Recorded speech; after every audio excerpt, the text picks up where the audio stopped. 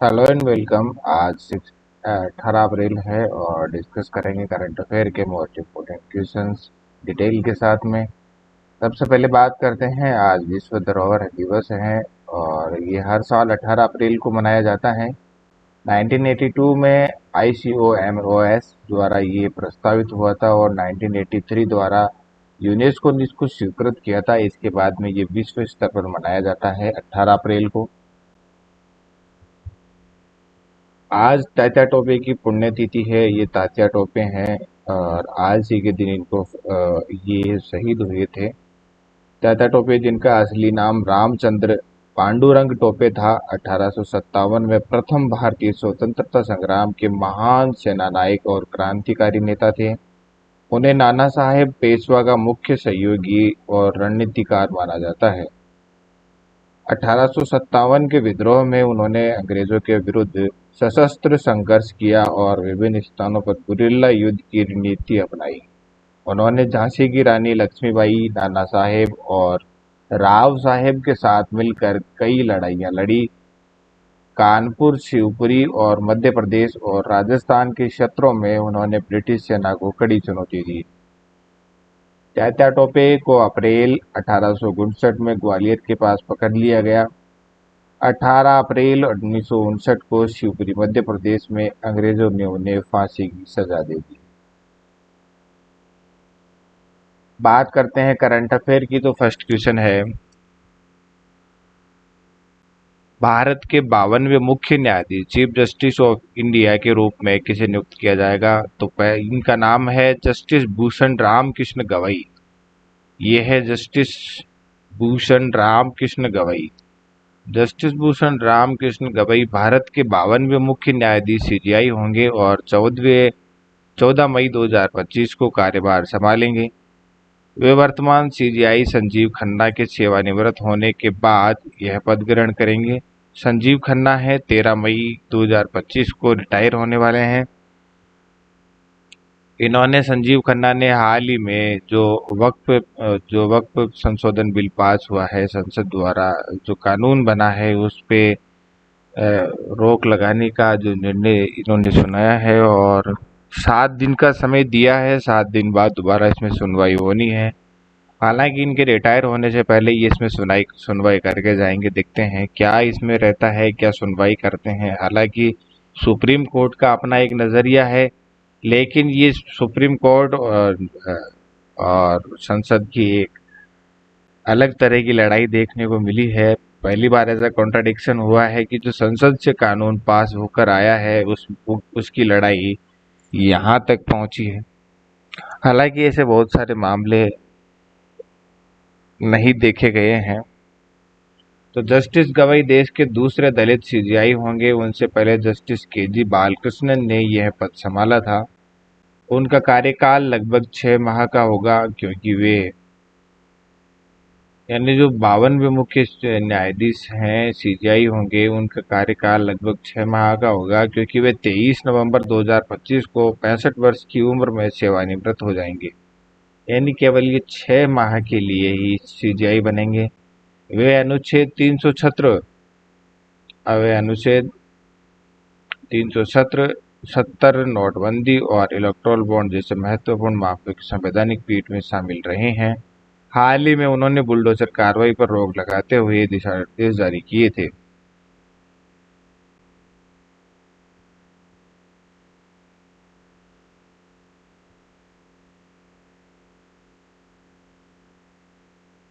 Next question है, time magazine की 2025 की 100वीं सबसे प्रतिभाशाली लोगों की सूची में किस भारतीय मूल की वैज्ञानिक है? तो कौन है वो जो भारतीय मूल की वैज्ञानिक है जिसे टाइम मैगजीन की 100वीं सूची में स्थान मिला है? तो ये है रेशमा केवलरमानी। रेशमा केवलरमानी। तो ये भारतीय मूल की वैज्ञानिक रेशमा केवलरमानी के नेतृत्व में वर्टेक्स फार्मास्यूटिकल्स ने CRISPR तकनीक से बनी सिकल सेल एनीमिया की दवा को अमेरिकी FDA से मंजूरी दिलवाई है। यह पहली बार है जब CRISPR जेन एडिटिंग आधारित दवा को आधिकारिक स्वीकृति मिली है। जो आनुवंशिक बीमारियों के इलाज में आदि क्रांतिकारी कदम माना जा रहा है। रेशमा केवलरमानी का मानना है कि हमारे शरीर की भाषा डीएनए है और भविष्य की प्रभावी दवाएं वही होगी जो डीएनए से संवाद करे। उन्हें टाइम मैगजीन की 2025 की 100 प्रभावशाली लोगों की सूची में शामिल किया गया है, जिसमें विज्ञान, राजनीति, मनोरंजन और व्यापार से जुड़ी वैश्विक हस्तियां शामिल है। यह सूची 6 श्रेणी में विभाजित है और इस मनोरंजन एवं पॉप संस्कृति का भी विशेष प्रभाव है।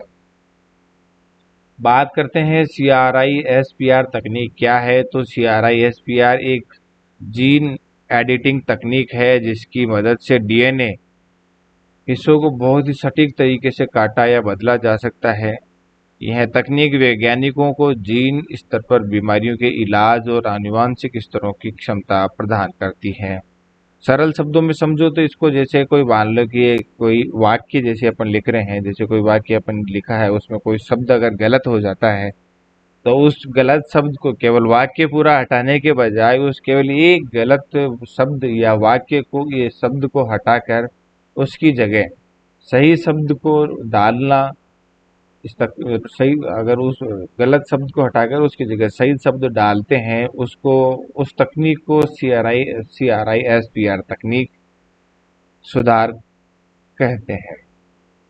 तो इसी तरीके से डीएनए के अंदर जो जीन है, जीन के अंदर कोई एक प्रॉपर जो जेनेटिक प्रॉब्लम है, उस प्रॉब्लम को हटाकर वहां पर सही चीज को वहां पर इंजेक्ट करना, ये CRISPR तकनीक है जो डीएनए में सुधार, इस तकनीक से ठीक तरह से डीएनए में सुधार किया जा सकता है।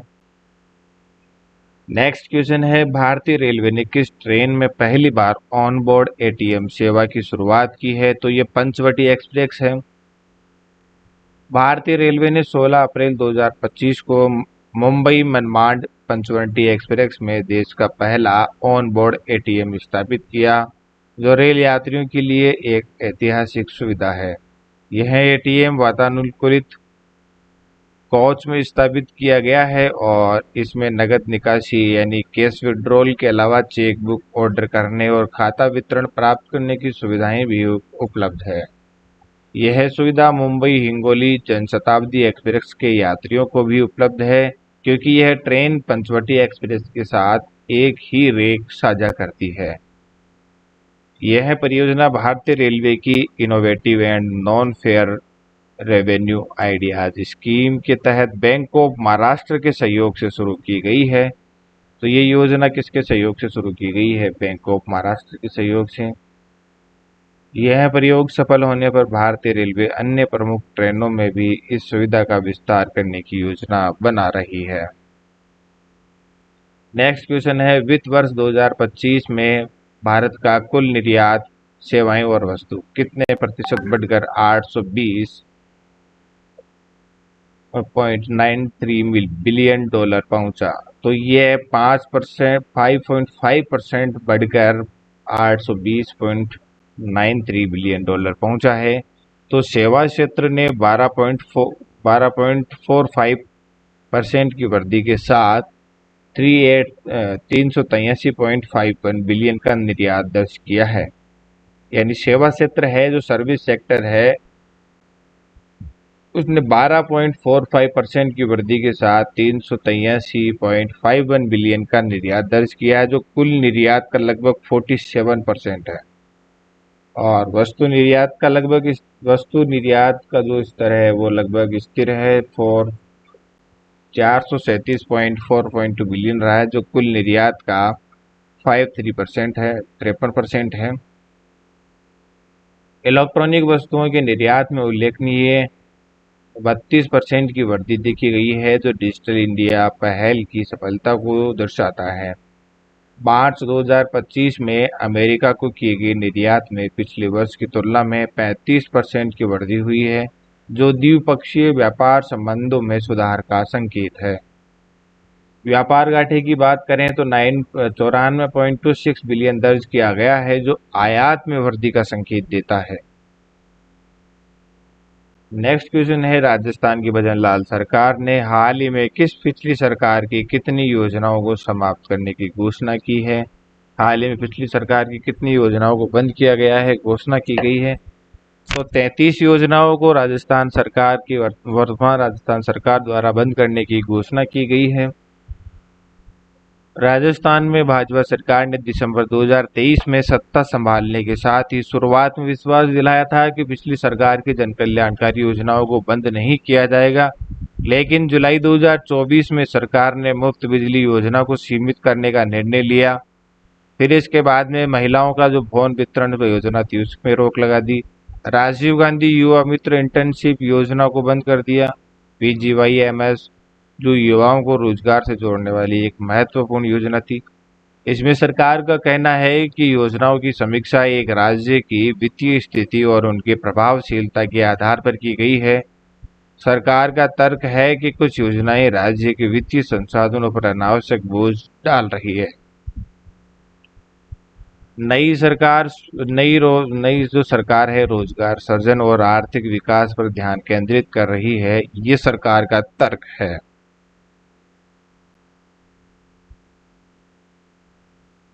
नेक्स्ट क्वेश्चन है, राजस्थान राज्य पथ परिवहन निगम ने सरिस्का में पर्यावरण अनुकूल परिवहन के लिए कितनी इलेक्ट्रॉनिक बसें चलाने की घोषणा की है? तो राजस्थान RSRTC ने कुल 800 बसें चलाने की घोषणा की है, योजना बना रहा है। RSRTC 2025 तक अपने बेड़े में कुल 800 नई बसें जोड़ने की योजना बना रहा है। इन 800 बसों में से 300 इलेक्ट्रॉनिक बसें इन 800 बसों में से 300 बसें इलेक्ट्रॉनिक होगी और इन 300 बसों में से 30 बसें विशेष रूप से सरिस्का टाइगर रिजर्व में चलाई जाएगी।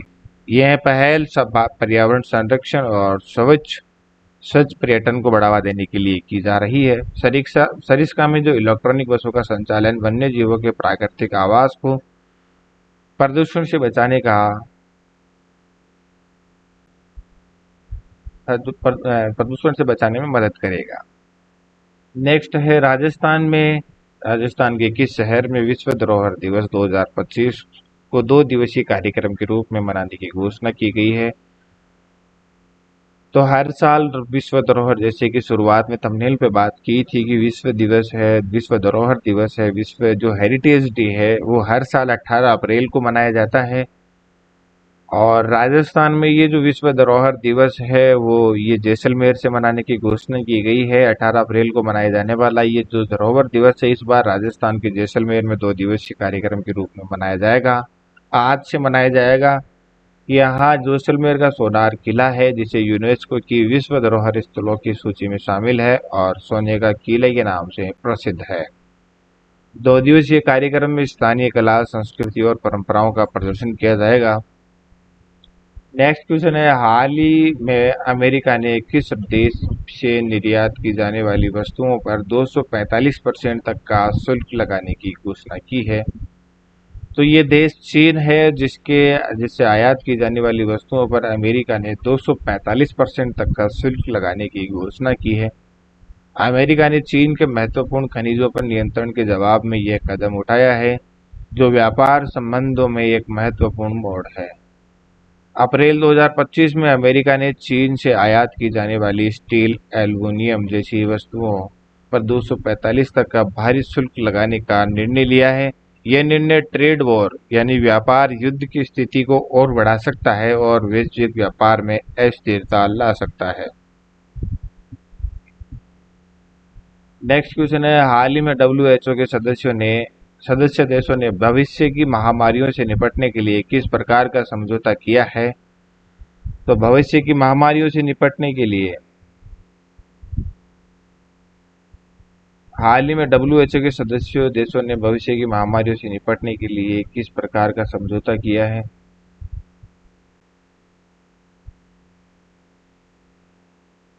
ये क्वेश्चन में ही आंसर ऐड हो गया। तो इसका क्वेश्चन केवल इतना सही बनना था कि हाल ही में WHO के सदस्य ने किस प्रकार का समझौता किया है? तो भविष्य की महामारियों से निपटने के लिए समझौता किया है। तो विश्व स्वास्थ्य संगठन WHO के सदस्यों ने भविष्य की महामारियों से निपटने के लिए एक महत्वपूर्ण समझौते पर हस्ताक्षर किए हैं। यह समझौता 16 अप्रैल 2025 को संपन्न हुआ, जिसमें सदस्य देशों ने महामारी से निपटने के लिए एक महत्वपूर्ण कानूनी रूप से बाध्यकारी समझौते पर सहमति व्यक्त की। इस समझौते का उद्देश्य भविष्य में होने वाली महामारियों के लिए वैश्विक तैयारियों को मजबूत करना है। यह समझौता कोविड-19 महामारी के दौरान सामने आई कई कमियों को दूर करने के लिए तैयार किया गया है। नेक्स्ट है राष्ट्रीय स्वास्थ्य नीति 2017 के तहत भारत ने मातृ मृत्यु दर का कौन सा लक्ष्य प्राप्त किया है? तो प्रति 1 लाख जीवित जन्मों पर 100 मृत्यु। केंद्रीय स्वास्थ्य मंत्री के अनुसार भारत ने राष्ट्रीय स्वास्थ्य नीति के MMR लक्ष्य को हासिल कर लिया है, जिसमें प्रति 1 लाख जीवित जन्मों पर 100 माताओं की मृत्यु का लक्ष्य रखा गया था। नेक्स्ट है EY entrepreneur of the year 2024 Bharat पुरस्कार किसे प्रदान किया गया है? तो ये नितिन कामत को EY entrepreneur of the year 2024 पुरस्कार प्रदान किया गया है। भारत के अग्रणी डिस्काउंट ब्रोकिंग कंपनी जेरोदा के संस्थापक और CEO नितिन कामत को वर्ष 2024 का EY entrepreneur of the year Bharat चुना गया है। यह सम्मान उन्हें 5 मार्च 2025 को प्रदान किया गया। नितिन ने भारतीय निवेश परिदृश्य में पारदर्शिता और सरलता लाकर करोड़ों लोगों को शेयर बाजार से जोड़ने की बड़ी भूमिका निभाई है। अब वे भारत का प्रतिनिधित्व जून 2025 में मोनाको में आयोजित होने वाले EY world entrepreneur of the year पुरस्कार समारोह में करेंगे। नेक्स्ट है भारत का पहला API ग्रीन हाइड्रोजन और 2G एथेनॉल संयंत्र कहाँ स्थापित किया जाएगा? तो हिमाचल प्रदेश के सोनल में पहला API ग्रीन हाइड्रोजन और 2G एथेनॉल संयंत्र स्थापित किया जाएगा। भारत की पहली एकीकृत विनिर्माण सुविधा इंटीग्रेटेड मैन्युफैक्चरिंग फैसिलिटी की जो स्थापना है हिमाचल प्रदेश के सोनल जिले में स्थित बद्दी बरोटीवाला नालागढ़ औद्योगिक क्षेत्र में की जा रही है। इस अत्याधुनिक सुविधा का जो उद्देश्य है वो एक्टिव फार्मास्यूटिकल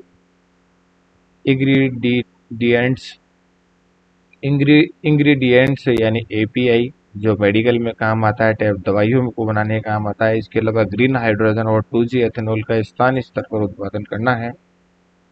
API दवाओं में एक सक्रिय घटक होते हैं और भारत दवा निर्माण में अग्रणी है, लेकिन API के लिए अभी भी काफी हद तक जो भारत है चीन पर निर्भर है। यह संयंत्र आत्मनिर्भरता की दिशा में एक बड़ा कदम है। बद्दी क्षेत्र पहले से ही फार्मा उद्योग का केंद्र रहा है और इस नए प्रोजेक्ट से वहां रोजगार के नए अवसर पैदा होंगे।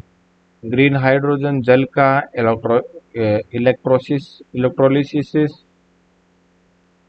इलेक्ट्रोलिसिस करके नवीनीकरण या रिन्यूएबल ऊर्जा से तैयार किया जाता है।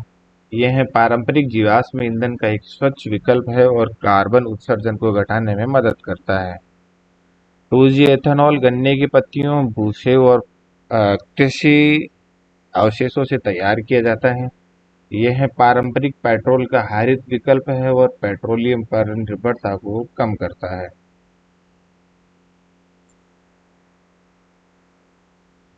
राजस्थान पुलिस कांस्टेबल भर्ती के लिए संशोधित नोटिफिकेशन जारी किया गया है। इसमें जो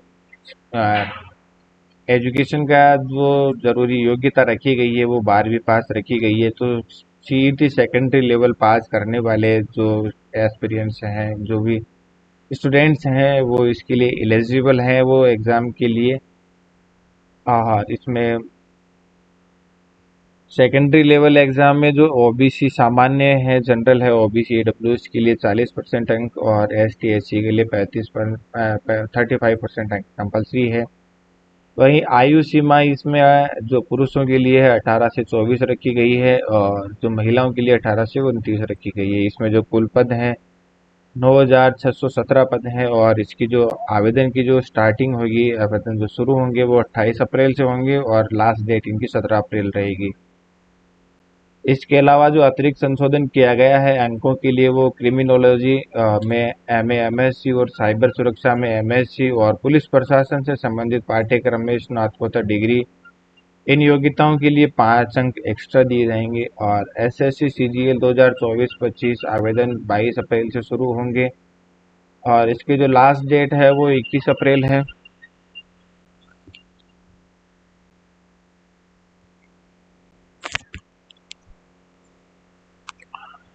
इसकी जो टीयर 1 की जो परीक्षा है जून जुलाई 2025 में आयोजित की जाएगी और इसमें सामान्य बुद्धिमत्ता और और रीजनिंग और सामान्य जो अवेयरनेस है, मात्रात्मक योग्यता और अंग्रेजी समझ विषयों पर आधारित 100 एमसीक्यूज पर्सन इसमें पूछे जाएंगे और जिनके लिए 60 मिनट का समय दिया जाएगा और प्रत्येक गलत उत्तर पर 0.50 अंक की कटौती की जाएगी। और टीयर 2 में बात करें तो परीक्षा में 2 पेपर होंगे। पहला पेपर सभी पदों के लिए अनिवार्य है, जबकि दूसरा पेपर केवल जूनियर सांख्यिकी अधिकारी जेएसओ पद के लिए है।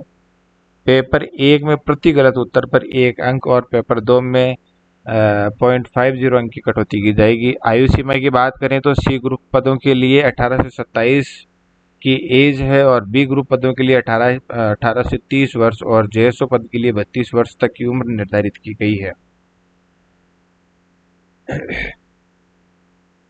इंडियन आर्मी में जो जो भरने वाले स्टूडेंट है, इंडियन आर्मी में रुचि रखने वाले स्टूडेंट्स के लिए अच्छा अवसर है। इसमें जो पहले आवेदन की जो लास्ट डेट 10 अप्रैल थी उसको बढ़ाकर 25 अप्रैल किया गया है और ये नोटिफिकेशन जारी किया गया था हाल ही में। इसके अलावा बात करते हैं, जो मैं कंटिन्यू आपको बता रहा हूँ, 4th ग्रेड में जो राजस्थान जीके का वेटेज है उसको वेटेज 41% बढ़ा दिया गया है। अब 120 क्वेश्चन में 50 क्वेश्चन है राजस्थान जीके से संबंधित होंगे। इसमें 53,749 जो पोस्ट है उनके लिए लास्ट डेट है 19 अप्रैल है।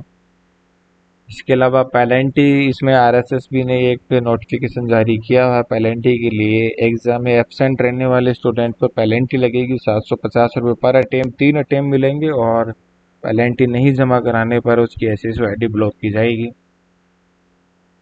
इसके अलावा एनएचएम की जो कॉन्ट्रैक्ट भर्ती है उसके लिए 22 संवर्गों में 8,256 पदों पर भर्ती होनी है। 1 अप्रैल इसके लिए लास्ट डेट है आवेदन करने की। असिस्टेंट इंजीनियर के 1,057 पदों पर है भर्ती। एज लिमिट 40 साल है और इसकी जो परीक्षा तिथि है लास्ट डेट वो 12 सितंबर है।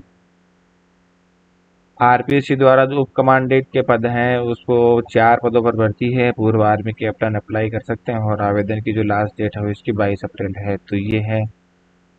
तो ये डिस्कस किया अपने करंट अफेयर के मोस्ट इम्पोर्टेंट क्वेश्चन डिटेल के साथ में। अगर आपको लगता है कि किसी भी टॉपिक की डिटेल से वीडियो लाना चाहिए या डिस्कस करना चाहिए तो आप हमें कमेंट बॉक्स में बता सकते हैं। बाकी आपको वीडियो कंटेंट कैसा लगा आप हमें कमेंट बॉक्स में ज़रूर बताएं। वीडियो अच्छा लगा है तो लाइक करें, शेयर करें, कमेंट करें और इस चैनल को सब्सक्राइब करें। पढ़ते रहिए, बढ़ते रहिए। Thank you.